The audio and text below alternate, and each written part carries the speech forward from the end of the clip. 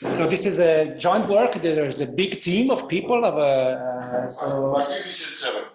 The Magnificent Seven. The Magnificent Seven. Questo Pampino, Gina Grass, Richard Harper, Peter Kohn, Andrea Stender, and Stefano Braccio. It's a theoretical investigation. Though I tried many times to pronounce it correctly. I don't know whether I succeeded. So this presentation is going to be divided into two parts: a motivation part and introduction part, to provide the overall picture of why we care about obesity, why we think it's important, what do we know about obesity, what are the possible drivers from a theoretical point of view, what are the possible policy implications, what are the actions the policymaker has been implementing over the years. And then I will present the model, which is a model that, as all models, it's able to reproduce the same prediction or similar model plus something else. And essentially what we focus on in this presentation is the possibility of considering sedentarity, which is the absence of physical exercise, as an optimal choice, at least for some periods of your life.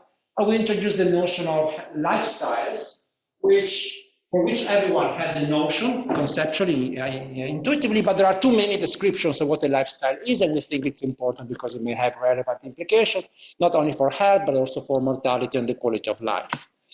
And so just a little bit of motivation, some numbers. So this slide essentially says obesity is growing, is an increasing problem, and policymakers are concerned. So here I just rely on data that were provided by the World Health Organization in 2022, so 2 years ago, say somehow at the end of the pandemic, 1 in 8 people in the world are obese, okay, including developing countries, including all countries, which is a staggering number. Although obesity has more than doubled in the last 25 years. So about half, 43% of adults are overweight and 60% with obesity, okay? And so of these numbers, of these figures, probably the most interesting, at least to me, was this one. 2.5 billion of adults above 18 years old are overweight. And if you think about how many adults there are in the world, this is clearly a big number. Say 1 out of 3 people is overweight in the world. So this is it's a big number objectively.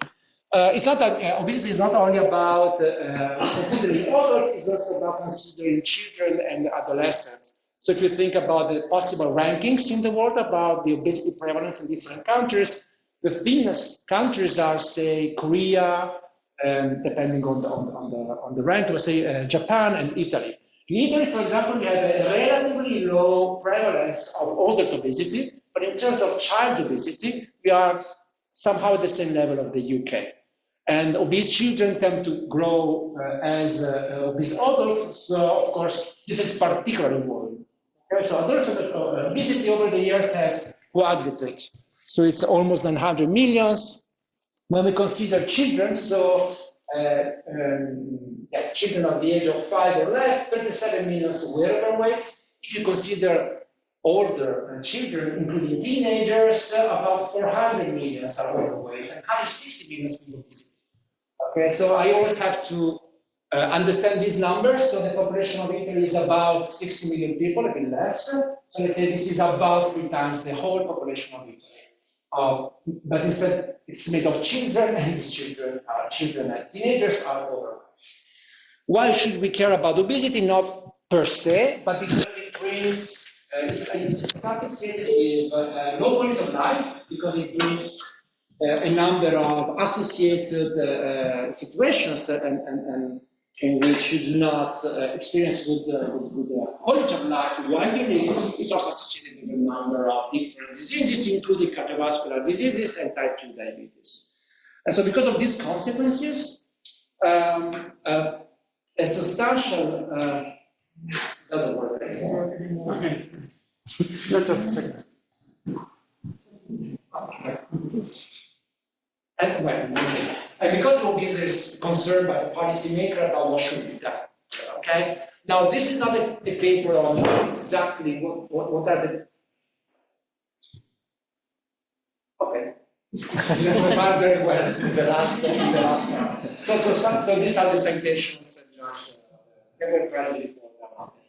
So substantial public health concern by the policymaker. And so in different countries, especially more developed countries, but not only them, if you think about India, for example, where there's this now double burden of poverty, of people, a large majority of population in situation of malnutrition, undernutrition, and also a good portion of the population where they are obese. So different policy interventions have been implemented in the country, different countries. You may have heard of soda taxes or fat taxes, which are taxes implemented by the policymaker in order to increase the price of sodas, typically based on the content of sugar, or calorie-dense food, say junk food, with the idea that the low demand applies. So an economist would think, oh, people are consuming too much junk food, let's tax junk food, so the price goes up and they consume less. Does it work? Yes, a little bit.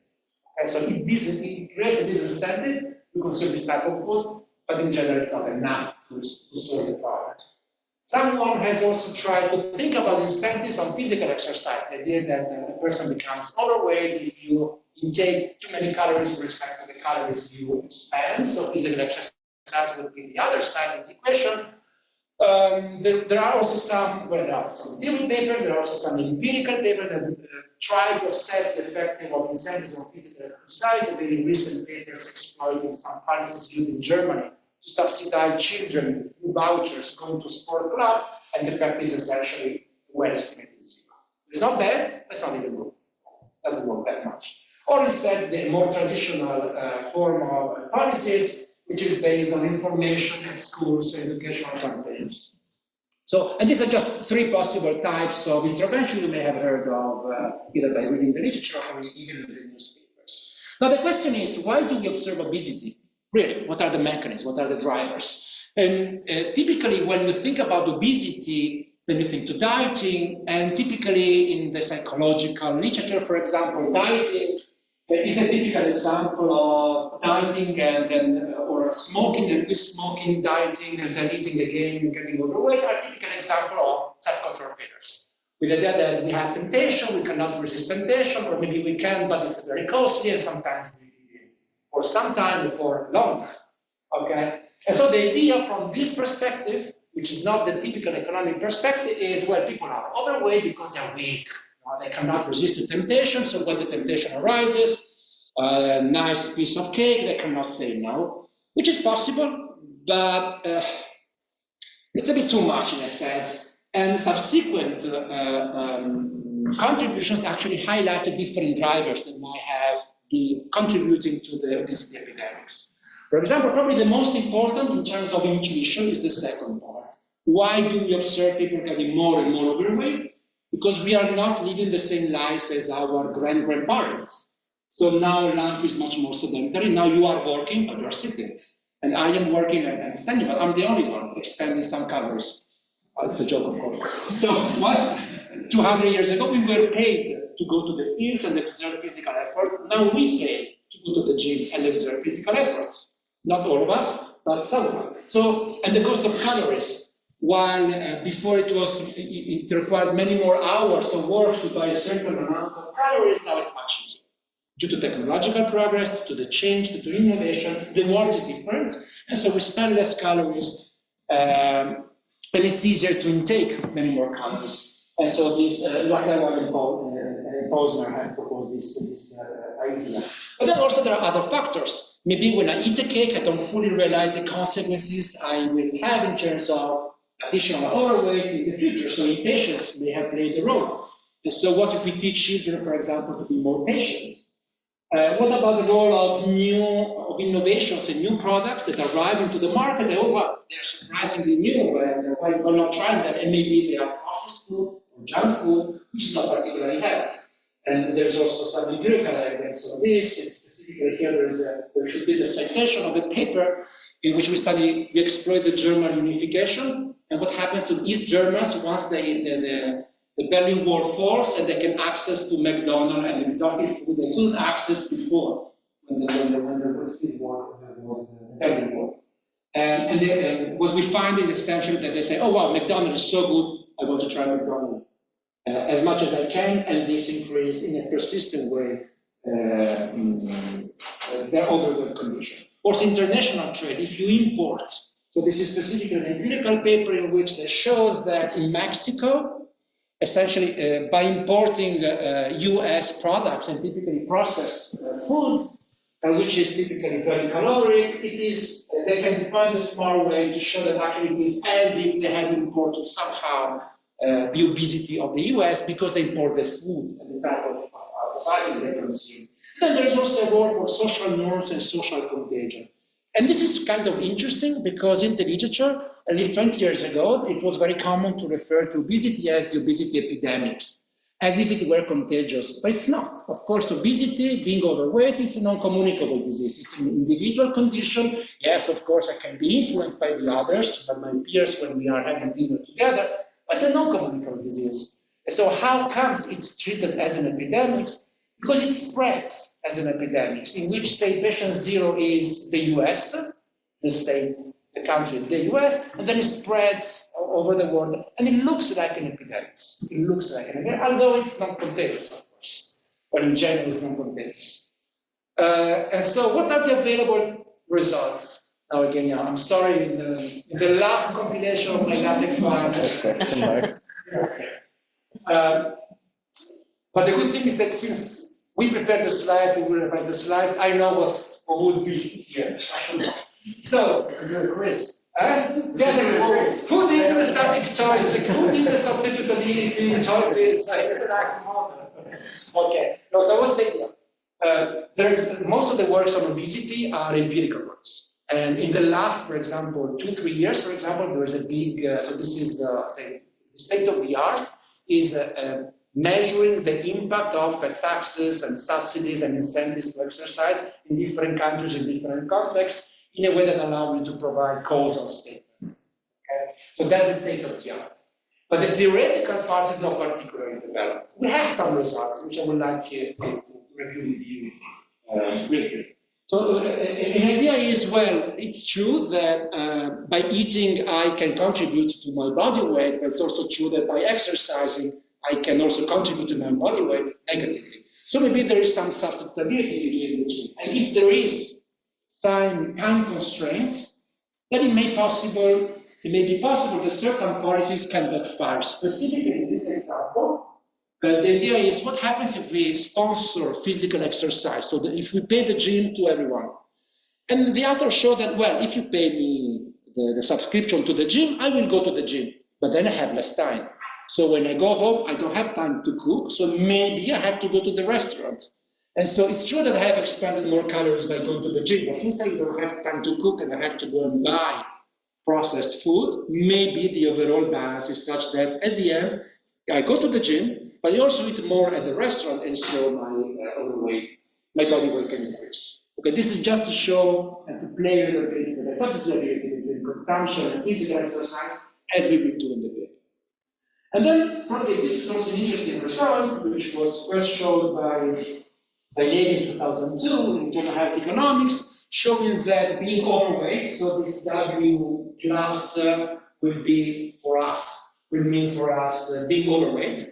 We show that being overweight can be rational and you don't need to inject into the model self-control failures. It can be a rational outcome. I will explain you later on what's the relevant trade-off. At the same time, in a subsequent paper, then it was shown that also being underweight can be a rational outcome. Okay, so we don't need this additional ingredient of self-control and temptation. So it's not strictly needed to produce a situation in which one finds it possible to be overweight and to stay overweight as an equilibrium. There can be a role for peer pressure, and this is about, say, the condition between which at the end of a certain process. But as Gustav mentioned before, I'm not choosing my body weight. I can choose what I eat, and then this will produce my body weight. So it's a dynamic process. So we need a dynamic model to take this into account. Yes, it's true. If you want some intuition about sustainability, you can explore the static model. But honestly, the true picture should rely on some dynamic process. What type of process? How do I converge to the steady state? How do I get to this equilibrium? Along different time trajectories of consumption and physical exercise over time. This can be monotonic, so let's say I start having a certain body weight when I'm 20, and then I start increasing it over the years monotonically until reaching some equilibrium level. There can be some oscillations, and this is typically experienced with those who classify themselves as chronic dieters, which are people that always stay on a diet and then they are not on a diet, but then they come back to a diet. So my cousin, for example, when we meet on Christmas for the dinner celebration, he's not on a diet. He always starts on the 1st of January, 20 years. Okay? And so these oscillations or limit cycles, which are a specific form of oscillations in which essentially you have constant oscillations over time. And even interestingly is the idea of path dependence. What does it mean? It means that it's not necessarily the case that each of us has just one equilibrium, one ideal behavior. It may depend on the initial conditions, or what's your starting point. So with respect to these contributions that we are able, and there is a result that we are able to replicate apart from what concerns peer pressure, we add a couple of ingredients. One is the role of physical exercise explicitly. Most of the papers I've mentioned focus on food consumption over time, and the idea is that you always have to consume something. You cannot imagine a person that is not eating for long periods of time. But this is because it's a metabolic necessity. Physical exercises, instead, per se, can be zero. It can be zero for long periods of time, and yes, of course, if you're going to have consequences for that, but in principle, the idea of no physical exercise or a corner solution, so which it's optimal to have a zero physical exercise, zero level of physical exercise, is possible and is contemplated here. This means, for those who are more who like playing with mathematical models, that we do not only take care of interior solutions, but also corner solutions. And also another limitation of the previous models is that they are all concave models. So instead of drop this assumption to have a bit more relaxed environment, and we can prove optimality, and in particular optimality of sedentarity. And sedentarity, I thought it was, which means no physical exercise. In Italian, it's just the same, very simple, but in this model that it's not always that. Now, we're talking about sedentarity, we're talking about physical exercise, and talking about food consumption. Essentially, I'm referring to trajectories of choices over the lifetime. So how much you eat today, how much you're going to eat tonight, tomorrow morning, tomorrow for lunch. And in a sense, this reminded us of a concept which is a lifestyle. And the concept is important.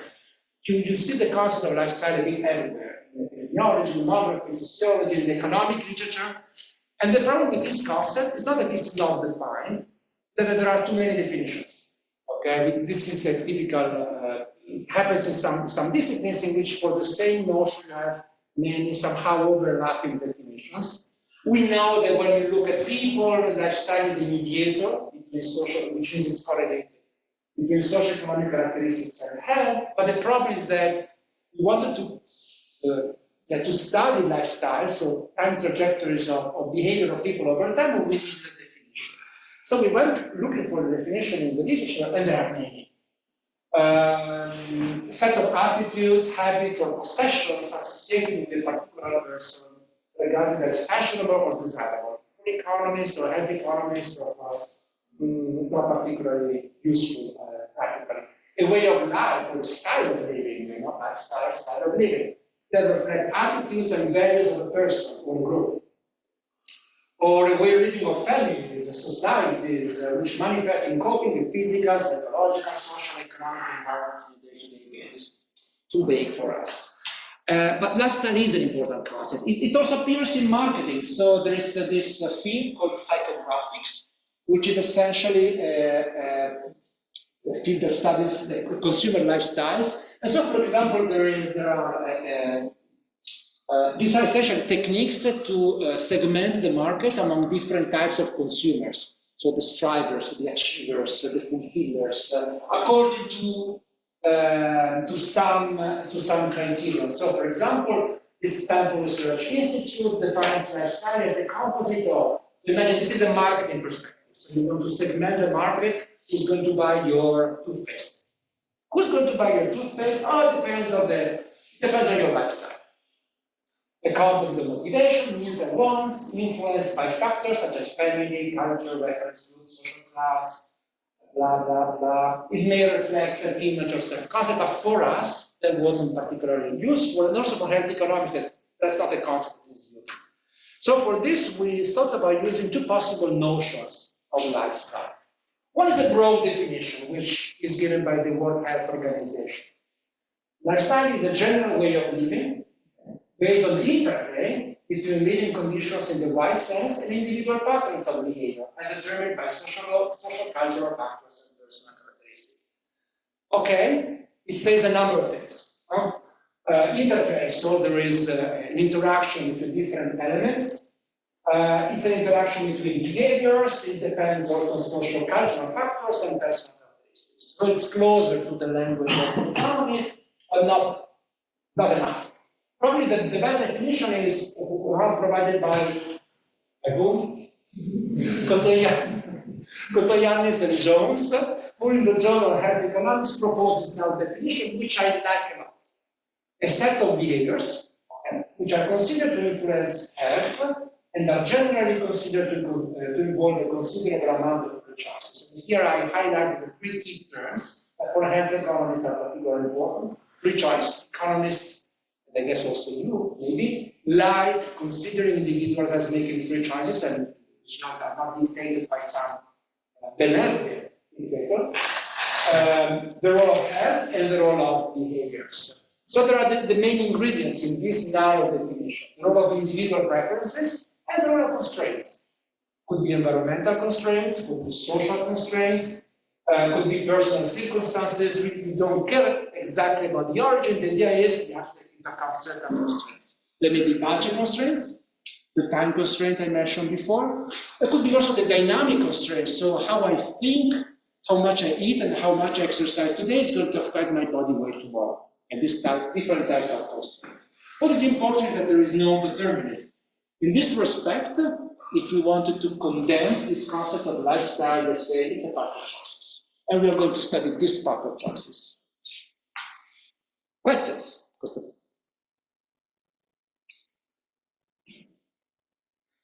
Okay, so given this introduction, let me present the model. And stop me if I'm getting too technical, or if you have questions, just feel free to ask at any point in time, because we work on this essentially every day, but maybe for those who are not particularly familiar, I think it's appropriate if you start me on the moment. So for those who are non-trained as economists, the typical economic problem is constraint maximization. So you have an objective function, and then you want to take into account constraint. So let's start with the objective function. This is an intertemporal utility function. Don't look at this, look at this, where there is a person that is choosing at every point in time how much to eat, how much physical exercise to observe, leisure time, say composite good, but you can think of this as leisure time, and working time. And these are the four choices you make every day at every point in time. And you care about this, in principle, which means that they are part of the utility function, which is my objective function at each point in time. I do not only care about utility right now, I also care about utility tomorrow, the day after tomorrow. So starting from now, say time 0 to possibly as far as you can in the future. In this specific model, we consider an infinite time horizon. Why? Well, essentially, this is a way to an infinite time horizon in which we discount future utility at a certain rate R. And the idea here is not that the person is living forever. The planning horizon is infinity, but essentially we justify this infinity time horizon as assuming that there exists a constant probability of dying at each point in time by chance. And this constant probability is related to R. Okay? So in principle, at each point in time, I can be hit by some exogenous shock, some exogenous probability. And clearly, this is a simplification of the true mortality process. It's the easiest case we could think of. But since I do not know when I'm going to die. I know I'm going to die at some point because I'm going to be struck by a thunder. But I do not know when. So every day I buy bread for the following day. I make plans for the following day. So although I will die in finite time, I make plans as if I were living there. This is the type of assumption, which is the product of the assumption of assuming that people are subject to some mortality process with constant probability of time, which does not depend on time, does not depend on age, does not even depend on my health condition. So really the easiest Yeah, I guess you answered it. So it doesn't also depend on your body weight or your. It depends on nothing. It's constant. Exogenous. It's completely exogenous. Which is a simplification, I suppose, because if you're super obese, presumably you have a high probability. Yes, sure, exactly. So this but you're fully right. So this probably describes an expected probability. This probability of dying is constant. It's an extreme simplification. Of course, a better model would take this into account, because of course. Yeah, it's a model. No. But that's exactly what you say. Now, I do not only care about how much I eat, how much sport I do, how much I sleep, how much I work. I also care about my body weight and my fitness condition. These are capitalized because they are state variables, which means I cannot directly choose them. I can contribute to influence them, but I cannot choose them. Whether I'm slim or fat today doesn't depend on what I ate 3 minutes ago. It depends on the previous months and the previous years. Okay? And so this is the intertemporal utility function that is to be maximized by a forward-looking agent that has no time inconsistency problems, which means that the problem that is solved at time 0 has a certain solution, and if I re-optimize at time 1, the solution is the same. The continuation is the same. Yes, please. What is the role of working time within the model for the interpretation of the model? Does it mean that this is the time where you cannot take care of your consumption, or does it limit your time that you? Yes. Thank you. It's exactly this point. Yes, please. Maybe just I was expecting this budget and time constraint. I just wanted to make advertisement for a model I've done with Miguel. It was when Gustav got the Wissenschaftspreis. We did a model where we also had kind of investment into physical activity, into cognitive ability, and also this utility function. And then we had as a kind of constraint the survival function included. So Gustav lives very long. That's what our model predicted. But you do really this physical exercise and everything, not just to reduce your obesity, but also for the survival. And also, I'm just curious about your results, because this might be somehow. Yeah, so in a sense, we simplify the problem and say all consequences of my body weight and my fitness level are just through my utility. Like I feel better, I feel worse. It doesn't change my mortality. Yes, please. Can I just ask, so you're just choosing the working time, you're not choosing the kind of work you're doing? Exactly, you just do one working activity. The kind of work you do is fixed for yes, it's a generic type. It's like food. There is only one type of food, one type of physical exercise. It's very simplified. But since I received the question on the time constraint, I think it's the right moment to go. The next one is the right moment now. The right moment for the class. Yes, I'm sorry. Maybe going to say that, but just really for clarification, because in the previous you noted key by composite good. Yeah, it's an issue. It's that's an issue. We should change it. Okay. It's good. You're right. Okay. So we have two constraints. One is the time constraint. It is a time endowment, say 24 hours or 16 hours if you can see it. And then you can use this time endowment in 3 different activities: to go to the gym or to run, to enjoy leisure, and to work. So it's really just the time you sell, in a sense. You sell it, and when you receive a certain wage rate. So the wage rate times N is how much income you obtain by working or selling your time. You have part of your time endowment, and you can use this income to buy food at a unitary price, or to pay the subscription to the gym. Okay, and so these are the two time constraints that, as I will show you later on, are not strictly needed unless you want to do some exercises, like a policy exercise in which you increase the price of food or you subsidize physical exercise. This allows us to make nice policy analysis. And then we have another constraint, which is not the time constraint or the budget constraint, but it's really a constraint that comes from a dynamic problem, in which we want to say how, okay, you cannot choose body weight. I cannot choose my fitness condition, but I can affect it. And how does it evolve over time? So that we got here, that means the change in body weight in the unit of time, so that you can do this as delta W. My body weight changes depending on some function. And the most important part of this function is the fact that we assume that the more you eat, the more your body weight increases. Everything else equal. At the same time, we consider also an evolution for the fitness condition. You can imagine like being trained or being fit, in which the more you exercise, the more you can train. And this, then later on, we will make specific assumption for these two dynamic equations. And the point is, if you are not forward-looking, if you do not understand what are the consequences of your current behavior on your body weight in the future, essentially you are behaving in a static way, not realizing the future consequences. Instead, if you are smart enough, and of course our agent here is the smartest you can think of, this agent takes into account the future consequences on body weight and fitness condition and includes them into the maximization. So that means that activity only affects utility through those states, and there's no direct utility or disability. Of what? Of exercise. No, there is. In principle, there is. Physical exercise is here, so it might have a direct effect. What physical exercise does not do directly in this classification list, physical exercise, which here is described by letter U, does not directly affect body weight. It affects the fitness condition, which in turn is going to affect the body weight. So it's an indirect channel. But this is somehow different from other works in the literature. I mean, I don't like the assumption of not having life expectancy and survival in the utility function. But because Holger has it.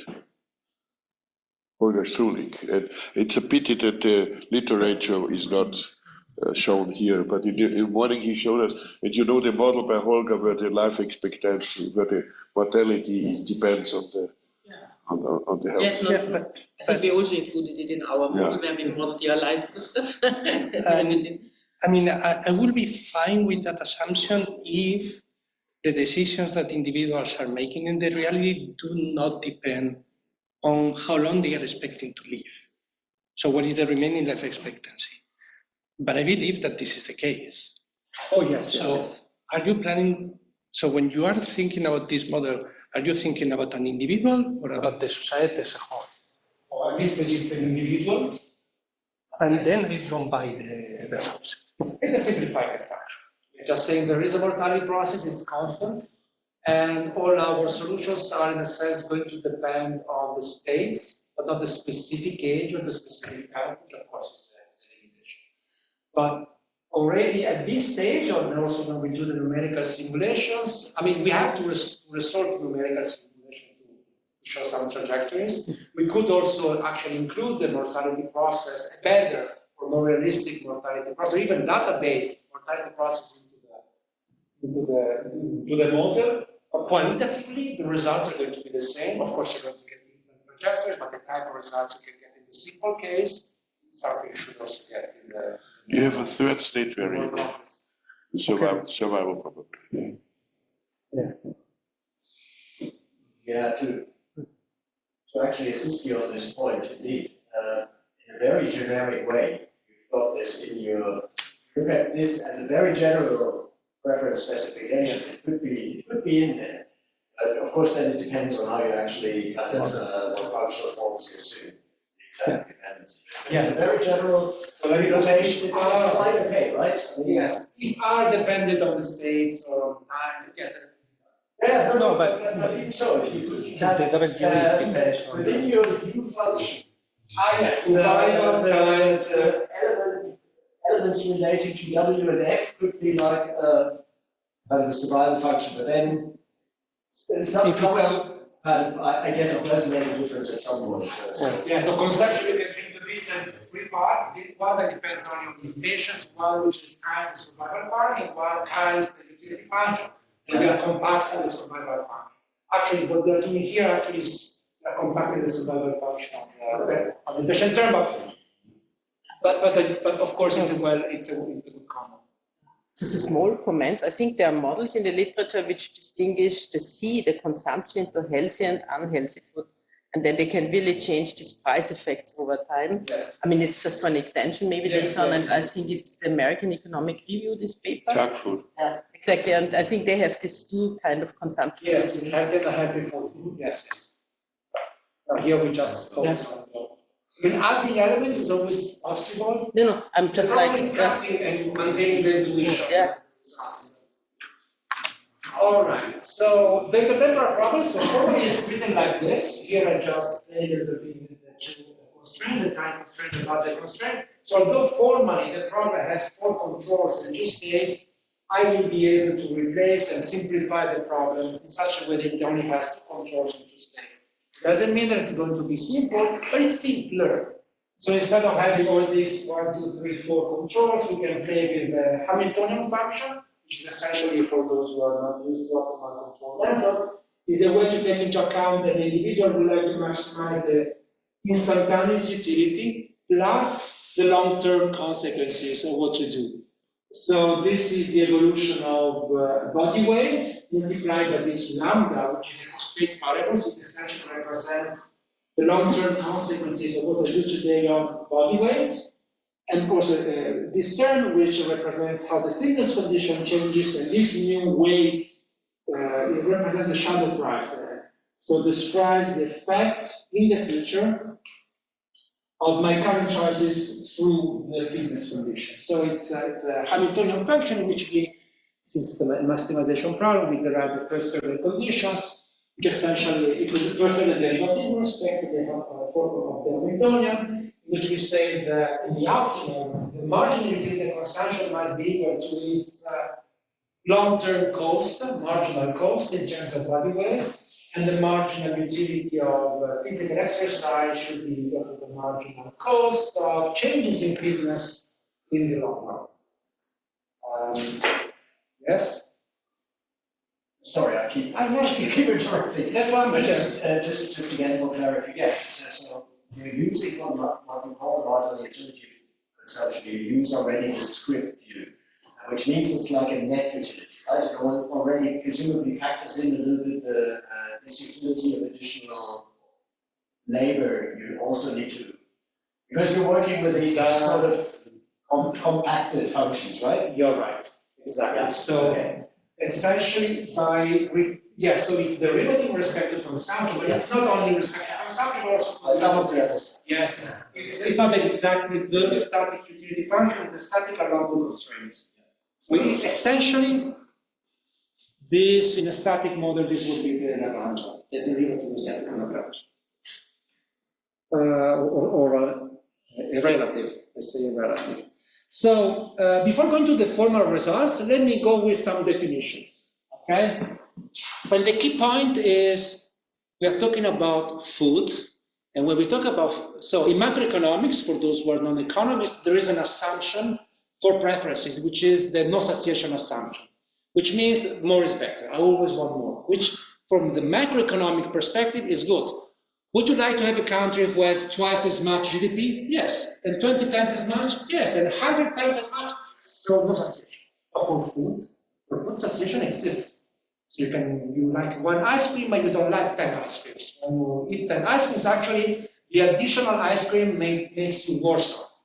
Okay? So there is this idea of bliss point, the satiation point, which makes sense in this context. So think about this. So we can think that there exists a bliss point, say for consumption, C star.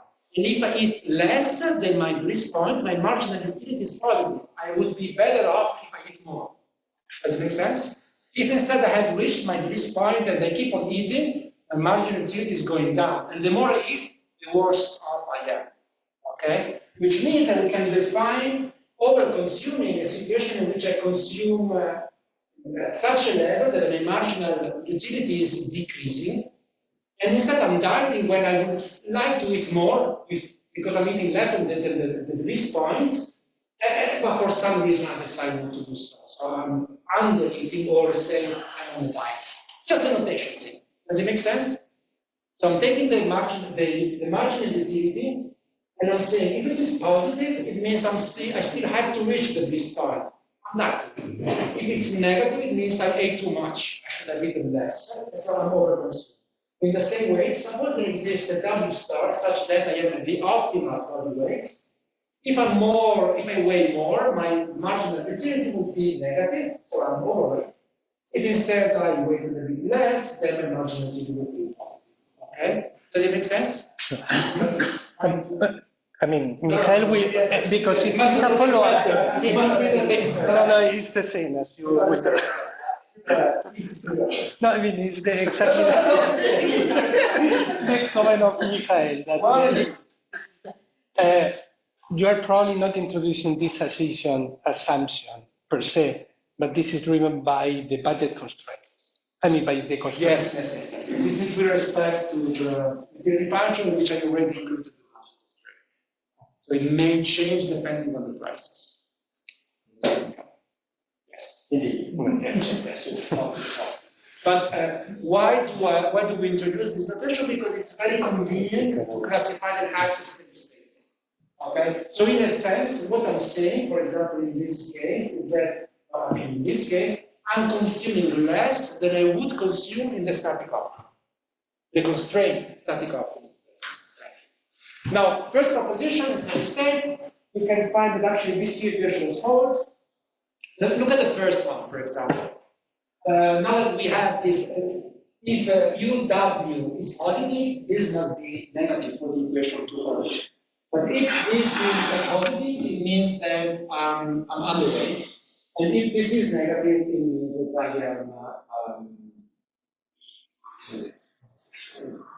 I'm overeating. Okay, so this first question essentially represents a trade-off between how much I consume and how much is my body weight in such a way that there is always a negative trade-off.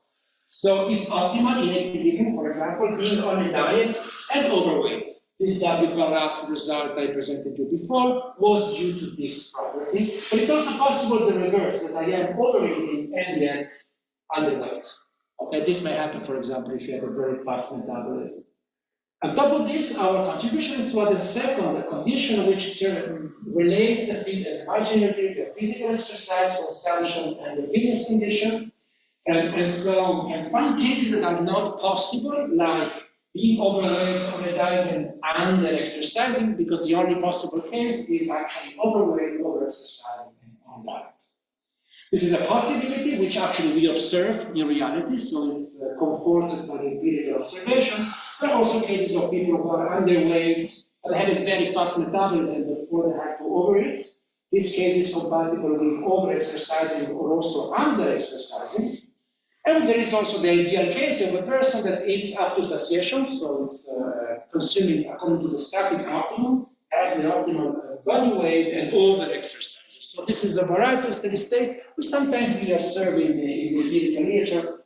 And the result, for example, the first result shows that if you observe people being overweight, resorting to self-control failure is a possible solution, is a possible result, but not the only one. This is just, in our case, the outcome of a purely rational, hyper-rational maximization process.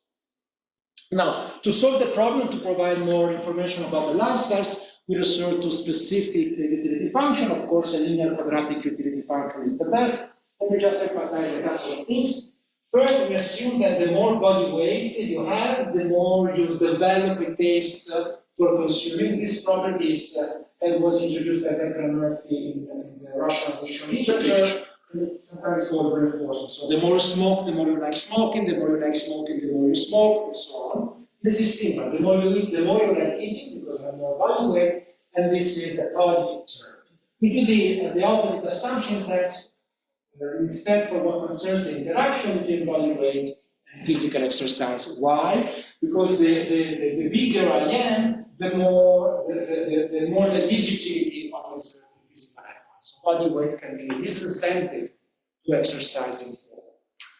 And also note that some of the parameters that are in this utility function actually describe, contain information on prices and wages, so that we can eventually do some comparative. We might eventually do some comparative studies if we have more time.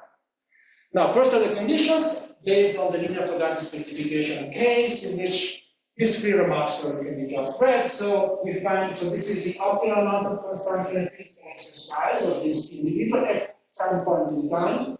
And we say that body weight increases consumption because this term is positive, but body weight also decreases physical effort. So by being bigger, you may find it optimal to consume more and to exercise less, which again seems to align with empirical observation. We find also that the fitness condition tends to decrease physical exercise. And also, just by looking at equation number 5, maybe it's possible that this equation is valid, is true for a negative number, which is not allowed. So for implies that actually optimal physical exercise can be negative, which is not allowed, or could be 0. So what are the conditions under which it's optimal for some periods of time to exert no physical effort? Two main conditions. One is when you do not like very much physical exercise, so the more you dislike exercising, the more is it likely that you find it optimal to not exercise. This is a consequence of preferences. And also there is an interaction with body weight and with this, say, reinforcement process, which passes through the fact that the more body weight I have, the more I appreciate consuming, and this may imply something to observe the physical effort. Now, although the problem is simplified, as you have already noticed, for example, in the context of mortality, it allows for a variety of potential equilibrium. So this is a bifurcation diagram. For those who have never seen it, don't worry. It essentially says that depending on the parameters, so this is alpha u, so the linear component of physical exercise, and that's the linear components of food consumption, you can think to them as the negative of the market prices. A variety of steady state can occur. Let's identify 3 big areas. Here to the right, there is a unique steady state associated to being underweight. Why is it the case? Oh, well, because you have a relatively large marginal utility from doing physical exercise. You like exercising, so it's easier for you to get to a situation where it's optimal to be underweight. Some of you who like going to the gym might find yourself into this area. Then you have a second area, which is this one, and this is the price of, this is a marginal utility of food consumption, so the more I like eating, the more I eat, which is likely to produce a situation in which the steady state is being overweight. Then we have a situation, let's say, this area in general, in which I have a large marginal utility for exercising, but I also like food. So in this area, you can have more than one equilibrium, in which, depending on the initial conditions, you may be overweight, underweight, or even experience oscillations in which you go from one situation in which you are underweight to a situation in which you are overweight. So let's say 3 main areas, including these very nice cases of living cycles. How much time left? 5 minutes, I would say. So yeah, Not more. because I didn't start it too exactly. So let me just pick one of these overweight equilibrium. No, of course, this is strict. This strict. 10 minutes. Okay. No, but Not more. no more. No. Okay. So let me just consider a specific one case, one possible case. This is a case in which there would be an overweight equilibrium. It's just one of the many possible situations. And the thing is that here you have your initial condition of body weight, initial condition of fitness, and for any point of this plane, there exists a trajectory which will go at some point, will end up in a steady state. And these trajectories can have various shapes, like this one, in which you start with a relatively low level of body weight and fitness condition, then fitness improves, and then it goes down when you increase your body weight, and at some point you improve that. Among these many trajectories, there are 2 that are particularly interesting to me. This trajectory A and B. The parts that are in red are actually parts which correspond to periods of the agent's life, which the person is not exercising at all, and it's optimal to be sedentary, to not exercise. So look at trajectory A and B. They start from the same initial condition of fitness and health and body weight. They get to the same condition.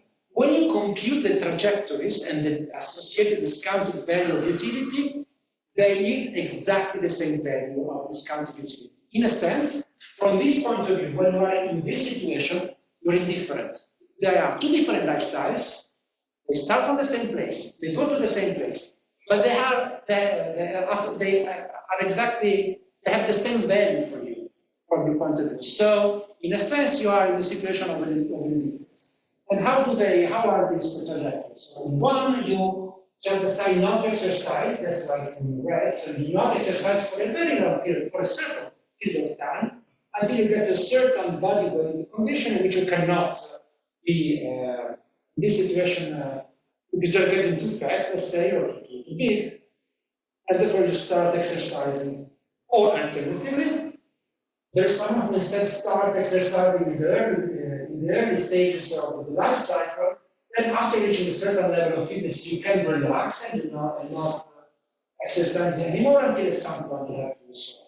The interesting thing is that these two lifestyles, as we define, so these two different trajectories, which for those who are familiar are related to skill awards,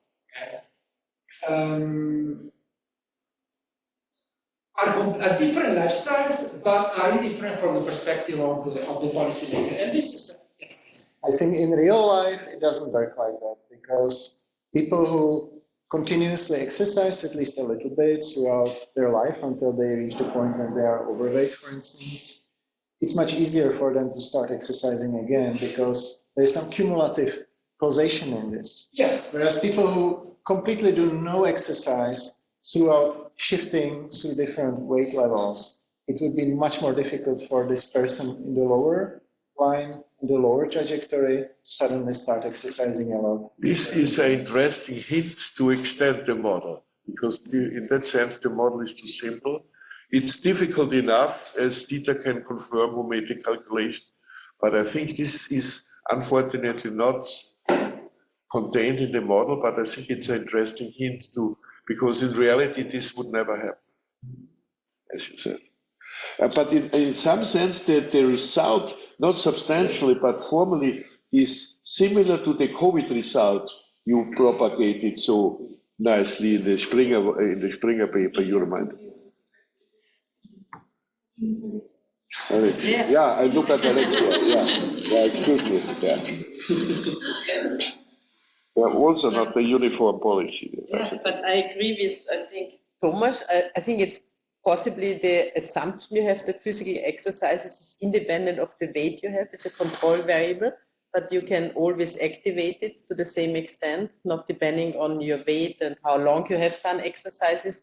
I think this would call for extensions of the model. Yes. I would argue a bit differently. I mean, we have this part with the weight inside, because we have this negative utility. If you're obese, then it's very hard to do exercise. So we have this impact in the model. What we probably don't have in the model, I mean, we have this fitness level as a state variables. So we have this history of fitness, but what we do not have is that we do not assume that it's very hard to get the initial critical level of this fitness. So at the very starting point, it might be very hard. So we don't have that in the model, and I think that would really close your. But in part, what you are saying is also in this picture. This is just an illusory picture, so there could be also other trajectories. You see this trajectory, which is that you do reach your fitness level, then you do nothing, and this fitness level goes down. But then the moment in which you start picking up, exercising again, have a different level, fitness level with respect to the others. So there's still persistence of your fitness level, which you can exploit. Okay, so.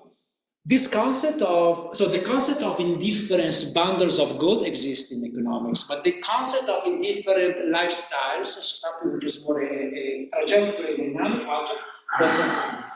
So imagine you are at this weight level and this health, this fitness condition. Which trajectory would you choose? In principle, it's complicated because if we believe that the objective function is this intertemporal discounted utility, then you are exactly different. So you might toss a coin, for example, or might use some other tie-breaking criterion that we proposed in the paper. And essentially, the idea is it's true that over the infinite time horizon, the two criteria can give me the same value for the two trajectories. But what if I focus on a shorter time horizon? Like I want to be happy the next 10 years, and then I compare these two exact lifestyles, but over 10 years at time horizon, and then this way, this is a possible time-breaking criteria that will be proposed. And so this is just, and I have, yes, I'm here to finish in time. So this is just a graphical representation of the two trajectories I presented before, but this is as a function of time. So you see the first person that at the beginning exercises nothing, and then at some point, the sedentary one exercises nothing, but must at some point, this is a dashed line, must at some point increase physical exercise. The other person instead, or the alternative lifetime trajectory, will imply high physical exercise in the early part of the life cycle, then sedentarity, and then this person will have to start doing the exercise again, but after some time, because instead you have invested before, and so you can allow yourself to delay the moment in which you will come back to the gym.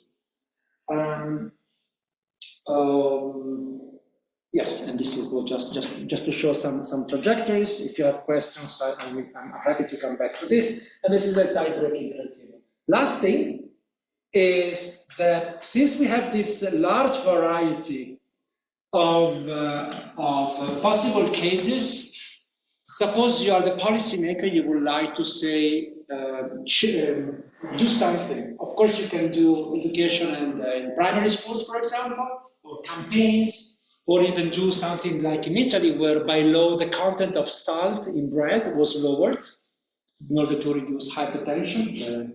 But you might eventually just exploit the usual market-based economic tools, increase the price. Now, by increasing the price of food or by changing the price of physical exercise, essentially, this is a configuration of possible parameters. Essentially, by increasing the price of food, essentially, you are, sorry, I want to do, not the price of food, but I want to do the price of exercise. I want to do the price of exercise. Yes, I will go here. So by increasing the price of exercise, essentially what you can do is you move the problem from a situation in which exercise is more and more difficult and complicated, or in general expensive, which means essentially you're moving the problem from a situation in which it's likely that the individual is going to be anyway, to a situation in which the person is more likely to be overweight. And this is kind of intuitive. What is not fully intuitive is that actually you may have this response by individuals to some policy action which is non-continuous. In a sense, so that, for example, in this case, the more you increase the price of exercising, the more it becomes difficult to burn calories, let's say, and then body weight increases. But as you cross certain regions, certain levels, it's possible that you actually experience a jump. So the whole population moves in a non-continuous way to a different, higher level of body weight, which in this case would be passing from a situation of low body weight to a situation of the population being underweight to the population being overweight. And the same exercise can be done, for example, varying the wage rate or the time endowment, or doing some other dynamic comparative exercises. So, and I'm running out of time. So to conclude, this is a theoretical paper. We investigate the rational and critical exercise in a rational framework. No time inconsistency as an ingredient, no self-control failure, no dual self, no temptation. In a sense, it's a very, very rational and demanding, in cognitive terms, demanding model. We have the role of fitness condition, we allow for corner solution, which means considering also cases in which you optimally do not exercise, because actually you can remediate it in life. We show that there may exist different type of equilibrium, they are rational in the economic sense. In the, actually, in this specific case, it's about time consistency. We introduced the concept of lifestyle and show that the model can produce a rich variety of lifestyles, where even being sedentary for some periods of your life, not the whole life, some periods can be an optimal decision. And we also introduced this concept of indifferent types of behaviors, which are interesting because essentially they talk to the empirical literature on remedial interventions early in life. I don't know whether you know this works, in which the idea is we can invest on children when they are very young, or maybe we didn't have the time, now they are older, we can still invest in them. How much do we have to invest later to remediate what we didn't invest early in life? And now the recent empirical evidence says that actually early life interventions, even in utero interventions, are very important and it's very expensive to remediate. What we are saying that actually there are situations in which you can remediate, but those are the situations in which you have indifferent lifestyles. You may choose not to exercise today and eventually to recover later on, but only some specific cases in which you can remediate with a later on investment. And with this, thank you very much.